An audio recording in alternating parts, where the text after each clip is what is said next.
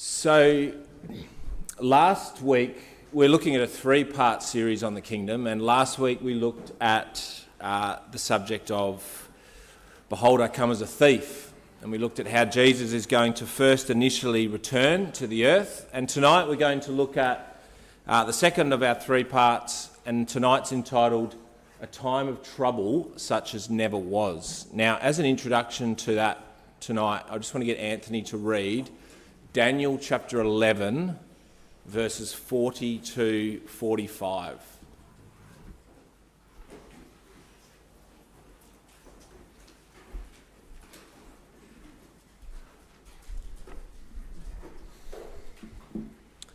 Reading Daniel chapter 11, verses 40 to the end.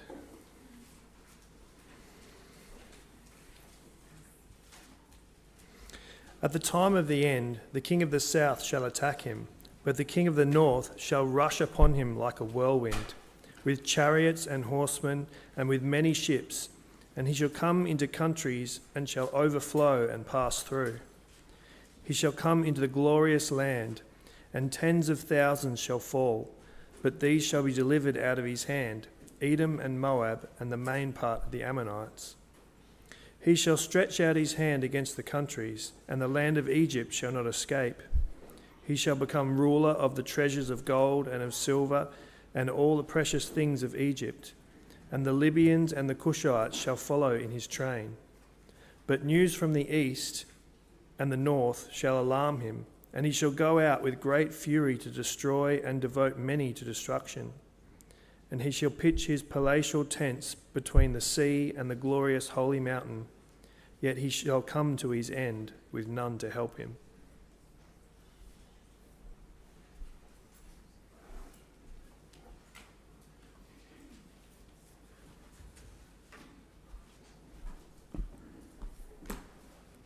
I'm just going to get Asher to hand out these little sheets, the same as last week, so you can, work through and just fill in the timeline as you go.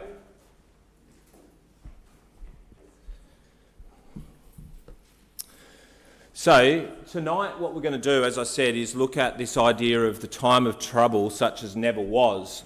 Now, I just want to say this from the outset, what I'm trying to do is piece together an easy as possible timeline for you to be able to navigate your way through, or all of us through, how Jesus is going to return and then how he's going to set up his kingdom. And hopefully what we've seen already is that there's a lot of detail about this in the Bible, but you need to sort of piece it all together.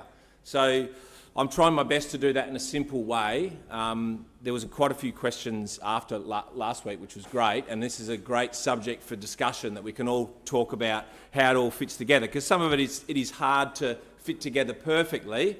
So we're sort of trying to work on that timeline to make that happen as best as possible. Now, so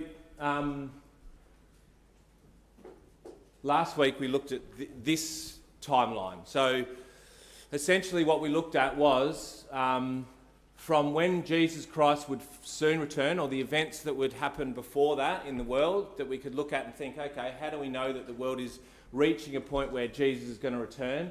Then we tracked through how Jesus would return, gather all of us as saints, and we went through the judgment, the resurrection, how we'd be brought to immortality, and then the marriage supper of the Lamb, and then finally being handed over by the angels, like the role, this transition role of us taking over the work of the angels. And then we finally reached this point where the world was on the cusp of Armageddon.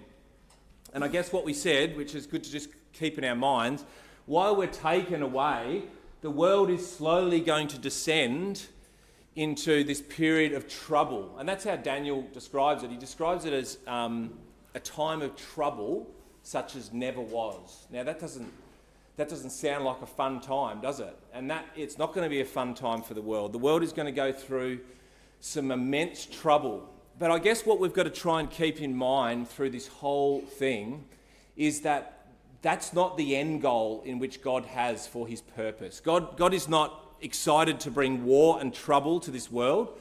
He's excited to bring peace and righteousness to this world.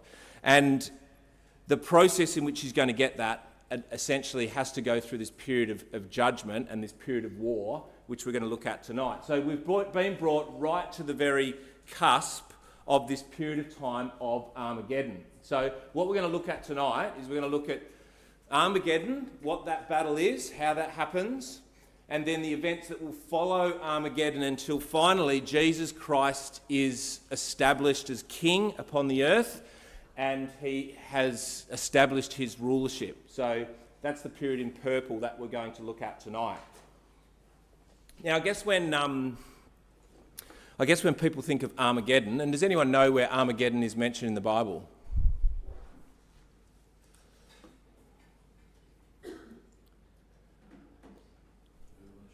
Yeah, sorry, yeah, it's a pretty easy question, wasn't it? Right, Revelation 16 verse 9, and no one actually even noticed it except Dad. Right, it's only mentioned once in the entire Bible, actually. Once in the entire Bible, this idea of Armageddon. And I guess when people think of Armageddon, there's all sorts of crazy ideas about it because of all the movies that have come out about Armageddon and all the different things that are going to happen. But I guess at the core of man has always been worried, particularly over the last 100 years, about what the future of mankind is. In World War I, 40 million people were killed. In World War II, 75 million people were killed. And when you look back, that's getting close to 100 years since World War II.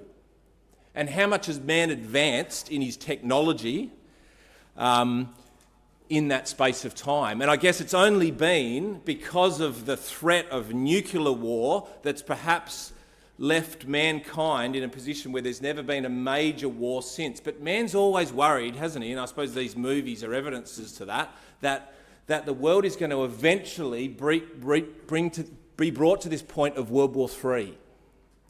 And people are worried that ultimately, what's that going to bring to the world? Like, you look at some of the technology that people have got today, like with AI and robots. If you've looked at some of the robots that people are inventing, like there's dog robots with machine guns on top of them. The Chinese are developing, full human robot armies. It's like, you imagine what's going to happen and what man will do with this world. And it's no wonder that men are worried about the future of mankind itself. But I guess from the outset, God tells us this. Sorry, I'll just go back to that quote. He says in Isaiah 45 verse 18, he says, "For thus says the Lord that created the heavens, God himself that formed the earth and made it. He hath established it, he hath created it not in vain, but he formed it to be inhabited." God's not going to let the world be destroyed. If man was left to himself, absolutely he'd destroy it. But God is not going to allow that. And his plan is to fill the earth with his glory, and he will do that. But in the process of that, he's going to have to go through this war called Armageddon. Now, what does Armageddon mean? If you break down the Hebrew word, it means Armageddon, and it means a heap of sheaves in a valley for judgment. A heap of sheaves in a valley for judgment. And the idea is of how they used to beat the wheat. I don't know anything about beating wheat, and I'm sure most people here don't either. But what they used to do was they used to gather the wheat at the end of the season, and they would put it in this area where they would beat the wheat, and they would beat that wheat until what would happen is all the quality grain would go to the bottom, and all of the chaff would go up into the air, and the wind would come and blow that away, and all that would be left would be the good grain. And that's the idea that Armageddon is talking about. It's talking about this moment where the nations are going to come together to be beaten, and ultimately the chaff will come up and be blown away, and in its place will be left the wheat that will be good wheat that will grow to fill the earth. What does that symbology remind you of? What prophecy does it remind you of? We talked about it last week, about something being smashed to powder, it being blown away, and then something growing in its place. Jack? The image, that's exactly right. And there's an allusion to that in this idea of Armageddon.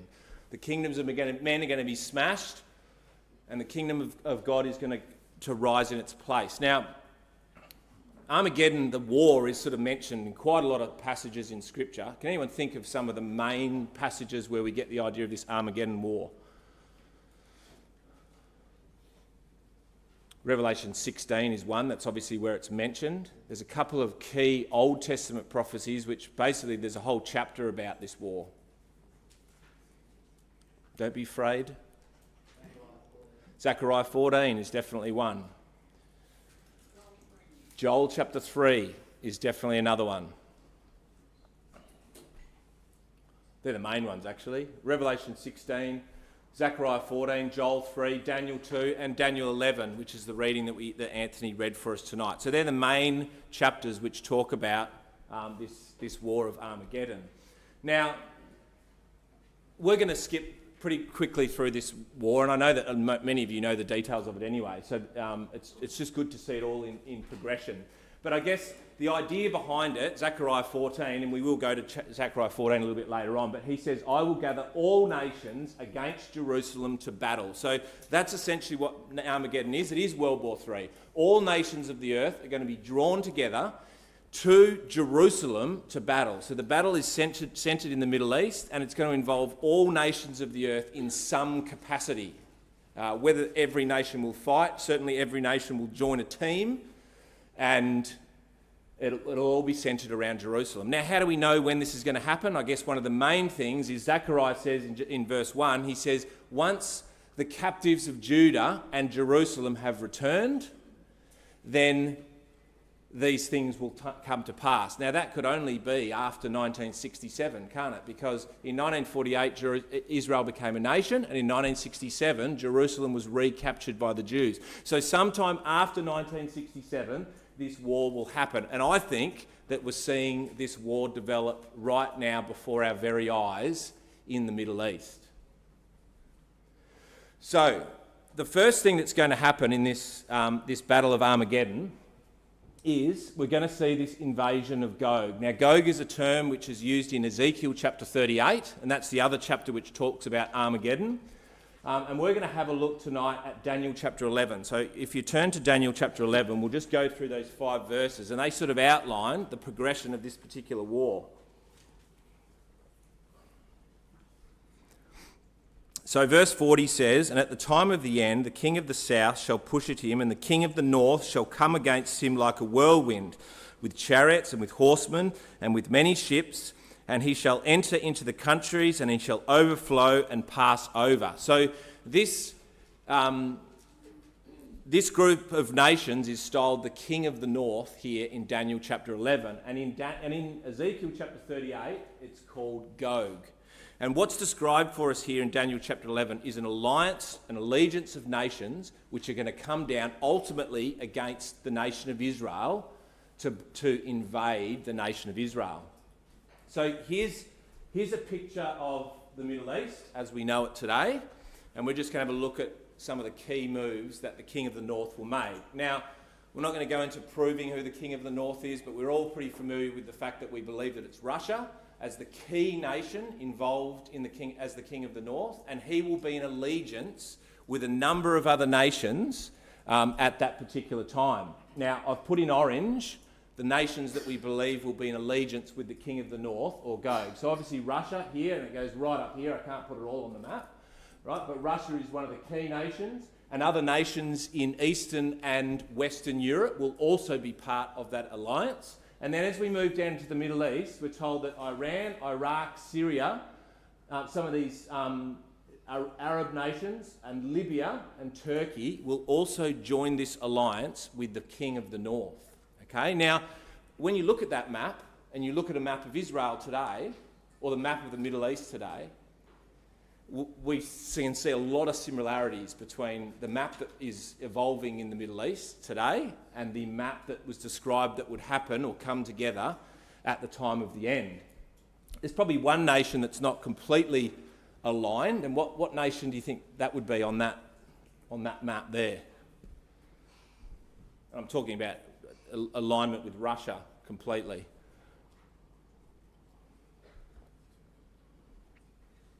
Turkey, I would say, right? Turkey's obviously an independent nation, but they will very much be, as described in Ezekiel chapter 38, a key nation in that alliance. Now, whether they join the alliance or whether they're taken by force, we don't exactly know. But why do you reckon they're such an important strategic position for ultimately the king of the north to take? What is it about Turkey which is so important?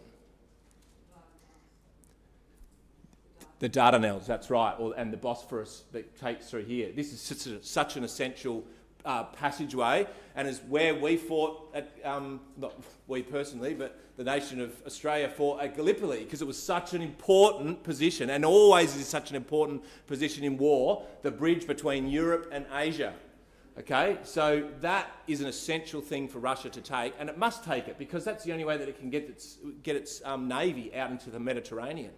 Now, let's have a look at, once he's made this allegiance with these particular nations, we're then told that he moves down and makes his next move, verse 41. He shall enter also into the glorious land, and many countries shall be overthrown, and these shall escape out of his hand, even Edom and Moab, and the chief of the children of Ammon. He shall stretch forth his hand also upon the countries, and the land of Egypt shall not escape.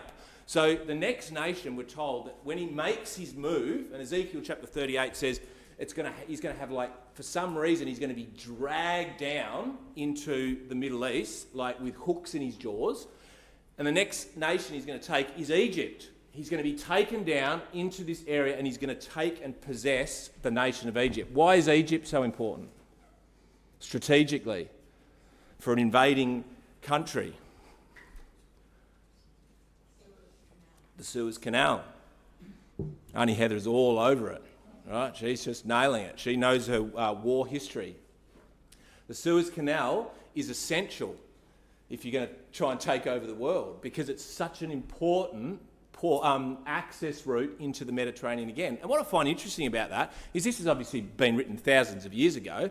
The Suez Canal wasn't in existence back then, but it maps out perfectly, if someone's going to move down in the Middle East, it maps out perfectly the key strategic locations they would need to take in order to be able to move into that particular area. So he moves into here, and he's got this huge area which is surrounding the nation of Israel.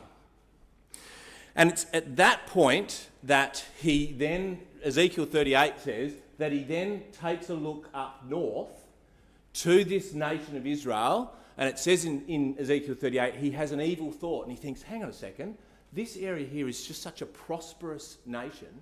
Maybe if I've moved down into this whole area, I could take a leap into the nation of Israel, and Jerusalem in particular, which is like, the treasure of all the world.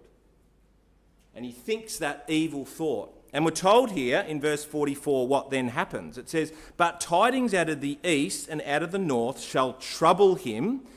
Therefore he shall go forth in a great fury to destroy and utterly to take away many. Now, so what happens is out of the east and out of the north, there is tidings or reports that come to him. Now, there's differing opinions as to what that is, whether that's Jesus. He gets evidence that Jesus is in the earth, or there's another army. I tend to think that perhaps what that is there's other nations that are in the area, Ezekiel chapter 38 tells us. These nations down here that we're told will be in the area of Saudi Arabia are a group of nations which join together at this particular time to oppose the invasion of this particular northern force. And we're told that those nations will be made up of Saudi Arabia and, of course, England and some of her allies, which we assume would probably be America, Australia, and some of those other key English-speaking nations and other allies of England. And we're told that what they will do at that particular time is they will try and push back at this particular alliance and say, we don't want you coming into Jerusalem. And people have suggested that perhaps they do move into Jerusalem. They must move into Jerusalem in some capacity to defend them, because that's where the ultimate war is going to be fought. And all nations are going to be brought to Jerusalem. So perhaps the tidings or reports that he hears in the north are of these particular group of nations moving into Jerusalem to bolster up Jerusalem and try and be there as a defence to them. But what does the king of the north do? Well, that doesn't deter him. In fact, That makes him angry. And in the middle of verse 41 it says, therefore he shall go forth with great fury to destroy and to utterly take away many. So he sees his opportunity. There it is. And he goes, I'm going to strike. And he moves into Jerusalem, into the nation of Israel and into Jerusalem itself. And he brings about great havoc in the nation of Israel. And what happens to the west? Well, they're defeated. Right? And it's not, I don't think, surprising to see that that's going to happen in light of what we've seen in recent history in the way wars have been fought. Like America withdrew from Afghanistan. They struggled in Iraq and had to ultimately withdraw from there. And those nations are weak nations.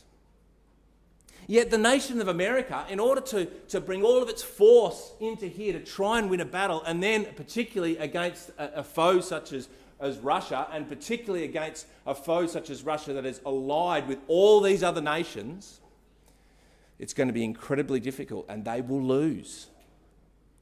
America and her allies, and Britain and her allies, will be defeated by Russia at that particular point.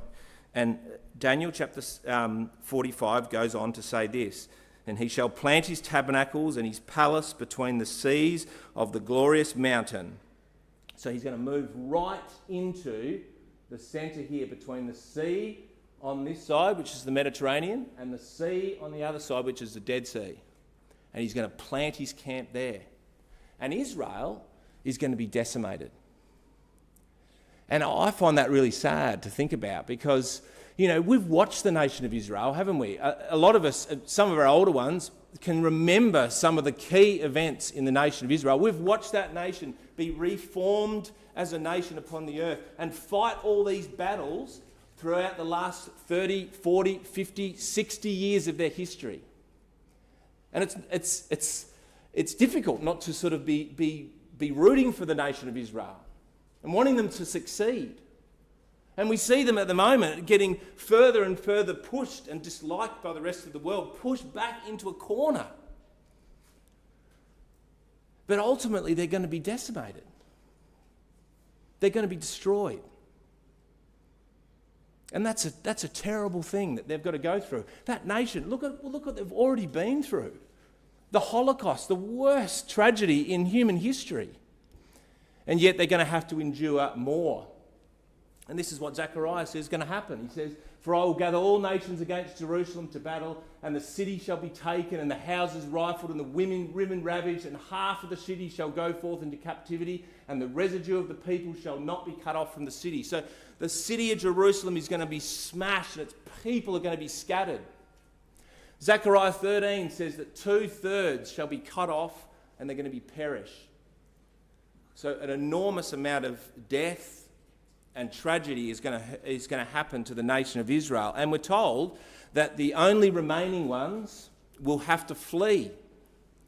And interestingly, it says they'll flee east. And the Arab nations, many of the Arab nations who have hated Israel for generations, they will be some of the ones that will take in Israel as they flee for their life. Nations like Jordan and Saudi Arabia, we're told in Isaiah, will be the ones that will rescue the nation of Israel as they come across the border, running and fleeing from Jerusalem as it has been captured. And there Gog will sit, the king of the north, having moved down into the Middle East and taken Turkey and taken Egypt, and now he's moved into Israel and he's actually taken and defeated Jerusalem. But look what Daniel says in verse 45 again. We'll just read that again. He says, and he shall plant his tabernacles or his tents, so his camp, of his palace between the seas in the glorious holy mountain. So right there in Jerusalem will he set up his headquarters. And then it says what he'll do at the end of verse 45 is it says, yet he shall come to his end, and none shall help him. So just when it seems like this king of the north has defeated everyone and there's no one else that could possibly defeat him, it's at that moment that Daniel tells us that out of nowhere, someone comes to completely destroy him. Now, who is that? Well, of course, it's obviously Jesus Christ. So let's just go back. Let's go over to Zechariah chapter 14, because Zechariah 14 then fills out the details of exactly how Jesus is going to do this. So Gog is invaded. The next stage in the timeline is Jesus Christ will be revealed. And Zechariah 14 describes how he will be revealed at this moment. He's going to be revealed at the moment when Israel is lost, when they've got no one to turn to. And I guess that's how God wants them. God wants them with no one to turn to be alone and without anyone to turn to in this world. And verse 3 describes what he'll then do. It says, "Then shall Yahweh go forth and fight against those nations as when he fought in the day of battle." Now, Zechariah uses the name Yahweh. And it is Yahweh, but it will be in the form of Jesus Christ at this particular moment, because that's who will be representing God as he moves in to this area of Jerusalem, having returned to the earth, as we saw last week. And verse 4 says this, "And his feet shall stand in that day upon the Mount of Olives." And that's what he said to the disciples, didn't he? In Acts chapter 1, he says, "Just as you've seen me go into heaven, I'm going to so return, I'm going to come back to this very place in Jerusalem that I have come from." So Jesus returns to the Mount of Olives, which is before Jerusalem on the east. And the Mount of Olives shall cleave in the middle thereof towards the east and towards the west. And there shall be a very great valley, and half the mountains shall remove towards the north, and half of the mountains shall move towards the south. So Jesus is going to enter Jerusalem from the east. And if you've been to Jerusalem today, you've probably been told the story when you stand on the Mount of Olives and you look at that famous view into Jerusalem, and you see the Dome of the Rock, that picture that is taken a million times. And you'll notice on that side of Jerusalem, which is on the east side, there's the east gate of Jerusalem, which has always been blocked off and not opened, because the Jews have always believed that that's where Messiah will come from in order to free them and save them. And so he will. He's going to return, like Zechariah says, and come from the east. And when his feet touch the Mount of Olives, we're told by Zechariah that there's going to be this massive physical earthquake which will take place. And the earthquake is described as going from east to, it's going to separate and create a crater, and one side of the mountain goes to the east and one side of the mountain goes to the west. Now, if you look at a map of Jerusalem and you look at the tectonic plates which go around the world, there is a major fault line which runs from all the way up the line of the Dead Sea. It runs all the way up the Dead Sea, then all the way up the Jordan, all the way through the nation of Israel, from the bottom of Israel through to the top of Israel. So I can imagine what's going to happen is the earthquake is going to be triggered by that particular fault line, and it will divide a valley that will break the Mount of Olives from east to west. So an enormous earthquake. And Ezekiel 38 describes this great earthquake as well. It says this, "For in my jealousy and in my blazing wrath I declare on that day that there shall be a great earthquake in the land of Israel. And the fish of the sea and the birds of the heavens and the beasts of the field and all the creeping things that creep on the ground." So the epicenter of that earthquake is going to be in the nation of Israel and in Jerusalem itself. And it's going to cause an enormous amount of destruction in Jerusalem. The biggest earthquake that's ever been on the earth, does anyone know what that was? I thought Caleb, surely. Surely Caleb knows. 9.4, yes, absolutely correct. Do you know where it was? Of course. The one I was thinking of was the one in Chile. Yeah, so that's the one I read that was the biggest one. Same fault line, of course, right? Just see Caleb afterwards for more information. Right, so That was a 9.4 and it caused enormous destruction. We've seen earthquakes half that size in New Zealand and other places cause enormous destruction.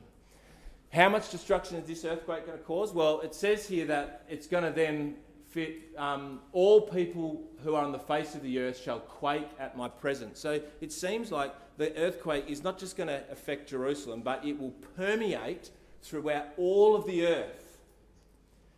Now, I don't think that earthquake, from what you can have a look at in Scripture, I don't think the purpose of that earthquake, and I sort of remember thinking that as a kid, that when the earthquake's going to come, what it's going to be is Jesus is going to put his feet on the Mount of Olives and the earthquake's going to go through the world and just destroy and kill every single person. Right? That's actually not the purpose of what the earthquake is. What it is to A, destroy Gog and his force in Jerusalem. And the other thing it's to do is to make the world aware that Jesus Christ is in the earth, or that something has changed. And I think there will be a reverberation of this earthquake that will ripple across the entire earth. And everyone's going to know that something major is happening. I mean, people are still going to be watching all this stuff on their TV. People haven't removed TVs or phones at this particular point. Everyone's been watching Armageddon unfold live on their phones at this point. And then this earthquake is going to ripple through the earth. And you imagine what that's going to do to people. The fear it's going to bring, the uncertainty that it's going to bring. And it's going to go right throughout all the world. And I think ultimately what God is going to do with that earthquake is shake everyone up and to get their attention. And how hard is it to get everyone's attention today? It's hard to get my attention because I'm glued to all these different things. But God in that day is going to shake the world to get their attention. And he's going to do it via this earthquake, which is going to ripple throughout the earth. And in the nation of Israel, all the mountains will fall down and the cliffs will fall and all the walls will tumble to the ground. This massive catastrophe is going to happen in the nation of Israel. And then the next thing that will happen, I'll just stop there because this is another instance of where we're told about this earthquake that would come. Revelation 16 says, there were voices and thunders and lightnings, and there was a great earthquake, such as not since men were upon the earth, so mighty an earthquake and so great. Now, Revelation is describing that physical earthquake that will come upon the earth, but it's not just going to be a physical earthquake. And Revelation is talking about a symbolic earthquake that is going to hit the earth, like never before. And this event of Jesus Christ announcing himself in the world is going to change everything for the world overnight. And that's what it's describing in Revelation chapter 16. A ground-breaking, shaking event which will make this world never the same again for every person on the face of the earth. And God will announce his Son in the earth by sending that amazing earthquake. And Isaiah says this will be the result of that shaking. The haughtiness of man shall be humbled, and the lofty pride of man shall be brought low, and the Lord alone will be exalted in that day. Every man, every nation, every allegiance of nations, not just the bad guys, everyone is going to be humbled in that day. The King of the North and America and Australia and Israel, everyone is going to be humbled in that day. That will be the ultimate result of it. So after that, after Christ is revealed in the earth by this great earthquake, we're told that Gog will be defeated. And Zechariah 14 goes on to show us how that will happen. Let's just look at a couple of verses, right? How are they going to be defeated? Verse 5 says, and ye shall flee to the valleys of the mountains. This is after the earthquake. For the valley of the mountains shall reach unto Azel. Yea, ye shall flee like as they fled before the earthquake in the days of Uzziah, king of Judah. And Yahweh my God, and that's Jesus representing his God, shall come, and all the saints with thee. So Jesus is going to be with the saints. As we saw last week, we would have already been raised, and we will be with the saints and go with him in order to defeat this enemy. We're then told that, verse 12 This is another way that Gog will be destroyed. Verse 12 says, "And this shall be the plague wherewith the Lord shall smite all the people that have fought against Jerusalem. Their flesh shall consume away while they stand upon their feet, and their eyes shall consume away in their holes, and their tongue shall consume away in their mouth." Pretty terrifying verse, that one, as to what's going to happen upon the earth, which gives us indication that as well as fighting against this enemy to destroy Gog, that God will use supernatural events to bring about the demise of the king of the north. And that verse there seems to indicate to me that someone's pressed the nuclear button while it's while this war's been happening. I can imagine that happening. I can imagine Putin or whoever it is, just when it's all going to rubbish, they'll be pressing every single button they can. So maybe that's one of the things that will happen in this particular area to bring about the demise of the king of the north. And finally, we're also told in verse 14, this is pretty interesting, it says, "And Judah also shall fight at Jerusalem, and the wealth of all the heathen round about shall be gathered together, gold and silver and apparel and great abundance." Judah will fight. Now, Judah is the Old Testament reference to Israel, right? So Israel are going to be, natural Israel, are going to also be involved in this fight. So just like God in days past used natural Israel to fight, like with Joshua and some of those other great battles with the kings of David, he used Israel, and he often used like hailstones and all sorts of other supernatural events in order to defeat Israel's enemies. So God is somehow going to use that remnant that have survived to work a miracle through them to defeat ultimately this king of the north and push them out of Jerusalem. So that's going to be an amazing thing to witness how that happens. So ultimately, Gog will be defeated. And you can imagine Israel, can't you, once that happens, having been lost, having been completely smashed, and all of their allies like America and all these other nations seeing them completely destroyed and thinking, we're done for. And all of a sudden, out of nowhere, they have been saved. And the obvious question that they then ask, having been saved, is, who is this that has saved us from this, with this amazing victory? And it's at that point that Israel is going to be converted.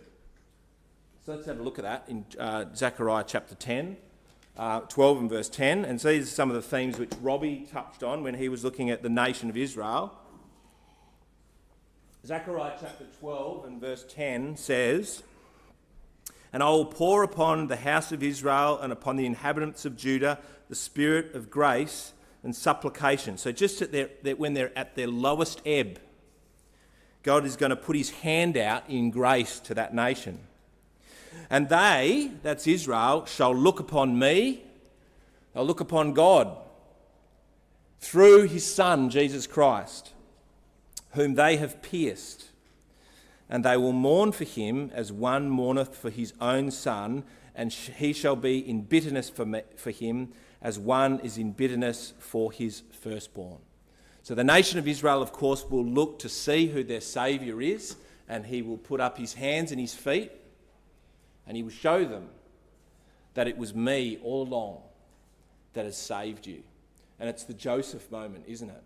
It's the moment when Joseph revealed himself to his brothers, just like Jesus will reveal himself to his brothers in the nation of Israel, and they'll be brought under his wing. And then in Zechariah chapter 13, the last verse of Zechariah chapter 13, this is ultimately what will happen to Israel. It says, "And I will bring the third part through the fire," and that's the remaining third that will survive, "and I'm going to refine them as silver is refined, and I will try them as gold is tried. And they shall call upon my name, and I will hear them, and they shall say, it is my people, and they shall say, Yahweh is my God."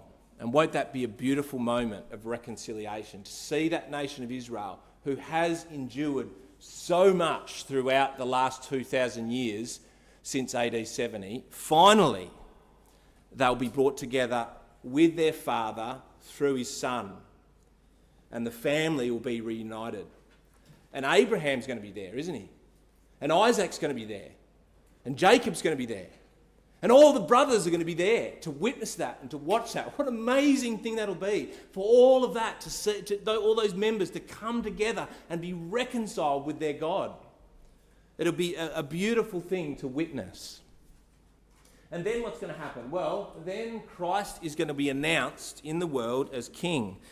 And we're told that in verse 9 of Zechariah chapter 14. Verse 9 says, "And Yahweh, through his Son again, shall be king over all the earth in that day, and there shall be one Yahweh, and his name one." So at that point, Jesus is going to announce himself to the world in Jerusalem as king over the nations. And that message is somehow going to go out throughout all the world. Probably us, as his representatives, will be involved in spreading that message that Jesus Christ is in the world. Now, that is going to be... I didn't say this verse, which is it's quite an interesting verse to look at. Just before that happens, it says, "And they that dwelt in the city of Israel shall go forth, and they shall set fire and burn the weapons, both the shields and the bucklers and the bows and the arrows and the handstaves and the spears, and they shall burn them with fire 7 years." So they're going to start, after that's finished, they're going to start this process of cleaning up the nation of Israel. And it's going to take them 7 years to actually get everyone and all the stuff and all the junk and all the tanks and all the cars and the rubbish and the weapons and the missiles, to clean them all up and to bring that land back clean again. Now, while that's happening, we're told that there's going to be this ultimatum given to the nations. And as I said, maybe we'll be involved in spreading that to the nations. But let's go to Revelation chapter 14 just to see what that will be.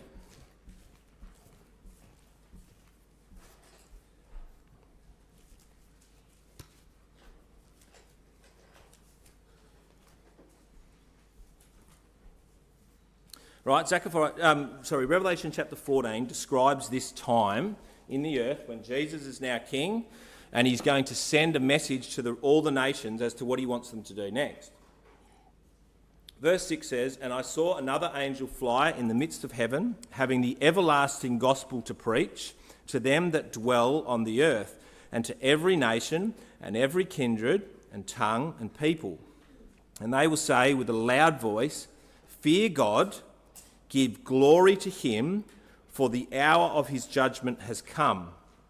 And to worship him that made heaven and earth and the sea and the fountains of the earth.'" So this message described here as the everlasting gospel. So it's essentially the gospel message is going to be sent throughout all the world, and men are going to be told that Jesus is in the earth and that they need to worship him and to acknowledge him as king. So this is a little bit different to the first time Jesus came upon the earth, isn't it? Where it was like Jesus came and he taught to people, and people were given the choice as to whether they were going to listen to him or not. Well, now Jesus is spreading the message that I am king and you need to come to worship me. And you imagine how that message is going to be received. That's going to go throughout all the world, and it's going to go it's going to come right back here to Australia. People who have had nothing to do with God in their lives, to AFL footballers, to Eddie Maguire, that it's going to come if he's still alive upon the earth. It's going to go to America, to Hollywood. It's going to go to Snoop Dogg and Tom Cruise and all these people who are up in the higher echelons of society, as well as the ones in the lower echelons of society, are going to hear this message, and they're going to be told, you need to come and acknowledge the king. How are people going to take that? How do you think people are going to receive that message? Well, we're told by the Bible that it's going to be a variety, a mixed bag of responses that will be given to that message initially when it happens. Not everyone's going to be happy with what's happened upon the earth. Now, we're told that there will be collectively certain nations that will submit to Jesus when he calls, okay? There will be a good response from some. Here's an example in Isaiah chapter 60, verse 9 says, "For the coastland shall hope for me, the ships of Tarshish first." Tarshish, we believe, is the nation of England. They're the ones that have just been smashed to smithereens in Armageddon. We're told that they will be one of the first nations to submit to the rule of Christ. Also, some of their allies, described here as the coastlands, shall hope for me. I'm hoping that that's Australia. That we will make up some of the allies of Britain, that we will realise that Jesus is the Christ and submit to him. And it says that they'll be involved, heavily involved in helping to bring back the Jews, the remaining Jews that remain in other parts of the world, to bring them from afar. So your son shall come from afar. So the Jewish nation, the remaining Jewish nation, many of whom are in America, there's plenty in Australia. It's going to be a busy time in Elstonwick, right, as they're gathering people down in St Kilda. They're going to be brought to Jerusalem, and the Jews are going to submit to their king. And these other nations are described: Median and Ephah and Sheba and Kedar and Nebaioth. And these are all Arab nations. We're told that they are going to be some of the first to submit. And isn't that interesting? Like, that's some of the Muslim countries in the world, some of the countries which, you know, people look at and think, oh my goodness, those people are so violent, they're terrible sort of people. These people are going to be the ones that first submit to Christ. And many of these names are related to Abraham. Many of them are related to Abraham through Ishmael and through some of the other brothers. And that whole family of Abraham, which has been separated through time and they've hated each other for generations, are going to be brought together as a giant family. And all of those issues, which the world now, it just finds impossible to solve, don't they? With Palestine and with all these other nations of Iran and all those nations in the Middle East, God is going to, through his Son, solve them all. He's going to bring them all together as one big family. And you know, the other group of people we're told, I haven't got any verses up here, there's plenty of verses, of the people who will welcome Jesus when he comes, will be the oppressed and the downtrodden, the weak and the poor. And there's millions of people in this earth, isn't there? Millions of people in Africa and all different parts of the world that are oppressed by regimes and men and have done for generations throughout history. They're going to be the ones, more than anyone else, who will rejoice with their families that finally there's come a man into the world who's going to bring peace and righteousness. And they will come to worship him. But many will not. And many nations will not as a collective.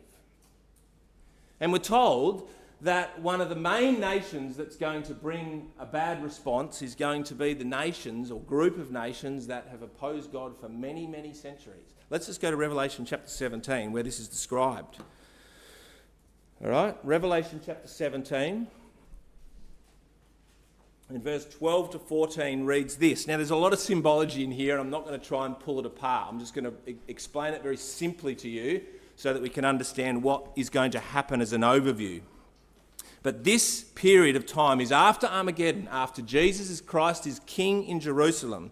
It says that this is what's going to happen in verse 12 to 14 of Revelation 17. It says, "And the 10 horns which thou sawest are 10 kings, which have received no kingdom as yet, but received power as kings 1 hour with the beast.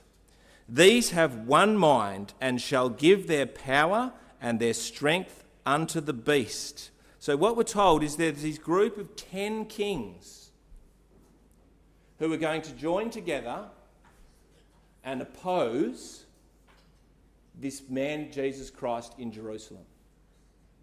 Now, there's a picture here, right, of what those kings and what that last system of men is described as in Revelation chapter 17. It's the final episode of the kingdoms of men is going to rise one last time and say, no, we're not going to submit to you, Jesus Christ. And it's described as a red scarlet beast with 7 heads and 10 horns, and riding upon that beast will be Jezebel, named Babylon the Great, and she will be drunk with the wine and the blood of the saints that have lived from evermore. Now, what on earth is that talking about? Well, it's describing the 10 horns are the same as the 10 toes in Daniel chapter 2. Who were the 10 toes? What nations did they represent?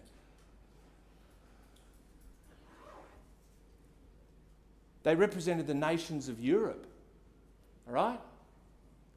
When the Roman Empire, which were the two legs, broke down, ultimately the last phase of the world when Jesus would return would be the fragmented nations of Europe, which would exist upon the world. And they're summarised here as the 10 horns or the 10 kings. And those verses described for us says that they are going to, in this moment of decision, they are going to give their power to this woman.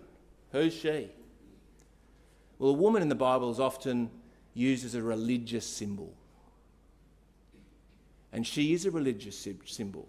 And Jezebel, who's she? She's a symbol of false religion, false gods. And that's exactly what she represents. The woman represents the Roman Church or false Christianity. The Catholic Church was existed in the world. The nations, the beast that she rides on is the Roman Empire, the reincarnation, the final European version of the Roman Empire. And the 10 horns are the leaders of the 10 countries of Europe at that particular time. And they are going to join together to oppose Jesus Christ. And you can imagine what's going to happen, right? In summary, it'll be probably something like this. Someone's going to knock at the door of the Pope at some point when this has all happened.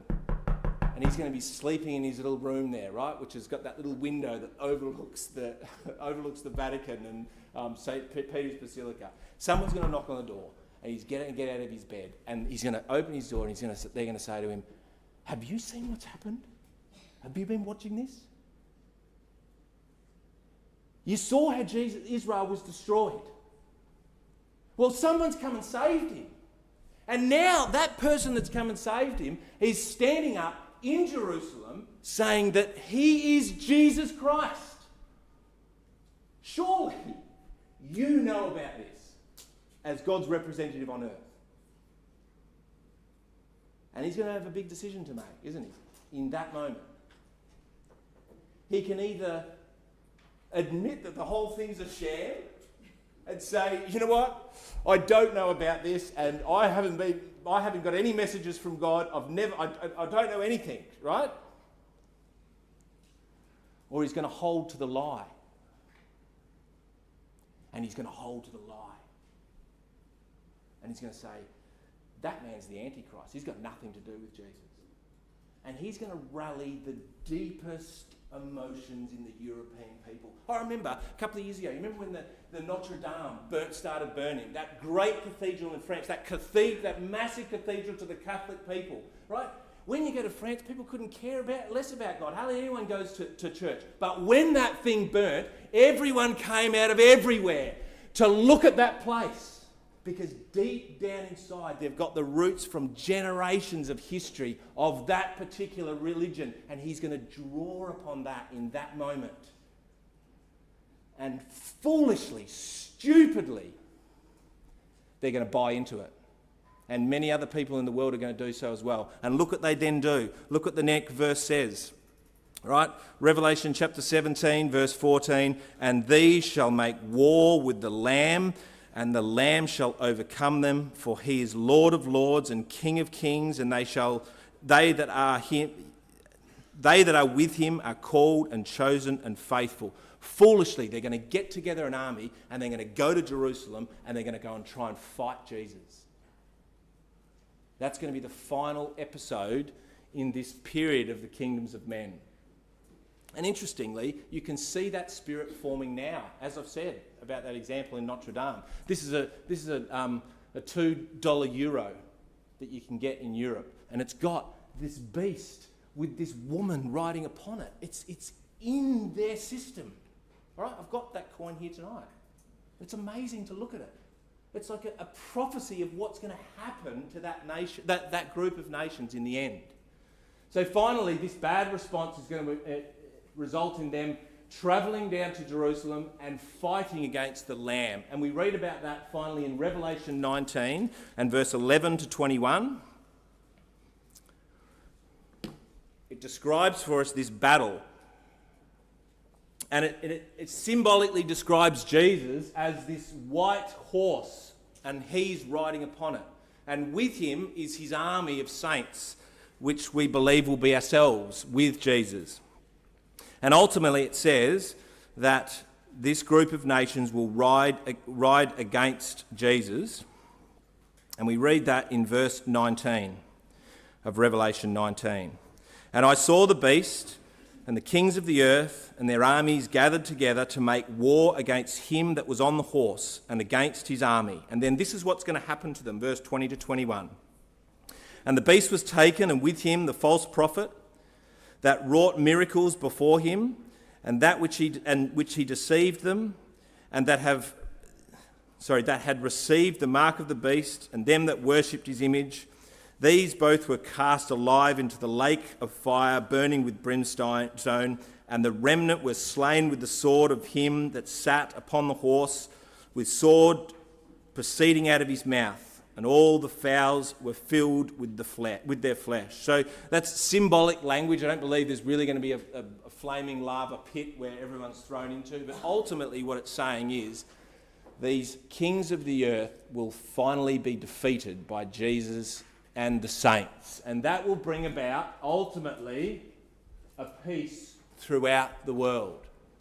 And finally, submission will be brought to the world. Revelation 11 says that this is described as the kingdoms of this world will become the kingdoms of his Lord and his Christ. And finally, this will happen at the end here when Jesus defeats the final people that have opposed him. Now, how long is that going to take?